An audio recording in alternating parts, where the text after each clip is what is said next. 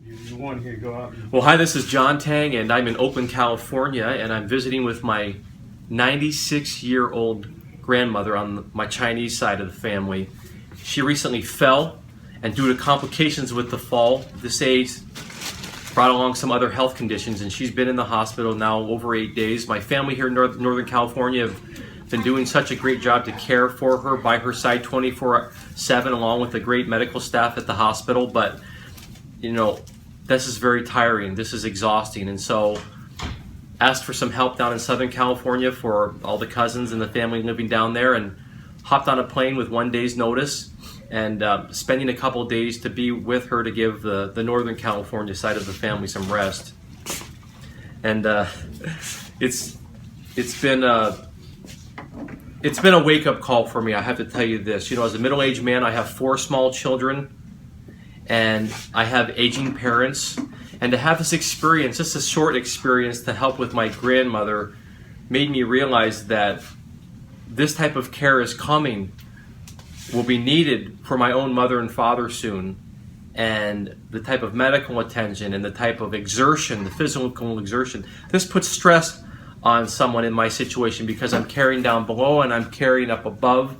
But this is something that has to be done, and I'll tell you why this has to be done. There's a couple reasons why this trip needed to happen for me. Number one, my own children need to see that I'm caring for my parents, caring for my grandparents, because when I'm in this situation, I want them to understand that I expect that from them to help me.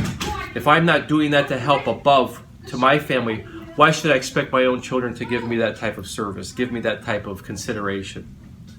And number two, I want the next generation, I'm the oldest cousin of this Chinese side of my family, I want them to understand that family is very important. We're all busy in our lives. I'm a very busy man.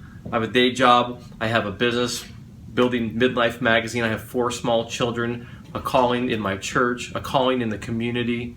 I am spinning lots of plates in the air. And so are so many other middle-aged men and women in this phase. This is just go time in the trenches. But with all that being said, family comes first. There's no amount of money, there's no amount of fame or fortune that you can get that's going to replace the importance of your loved ones. When they're gone, they're gone. And so I want this generation of my cousins, of my family, to realize that when there's a need for help, you can count on each other to help each other, to call each other.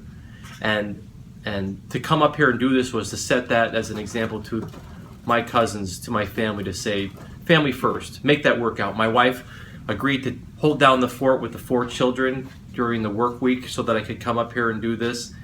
And it's been a wonderful experience for me. As I said, a wake-up call. And I'll tell you one thing, I'm going to go home and clean up my diet, because I just realized here, you know, there are a lot of things from my side that don't relate to this situation, but that I can do to prevent a lot of issues that could unnecessarily come upon me as I grow older. And you can do the same thing too. You have control to address a lot of those things that can put you into a sickness and illness situation by addressing them right now.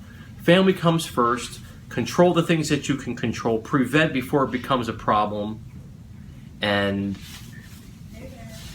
enjoy every day of your life. We don't have that many days to live on this earth.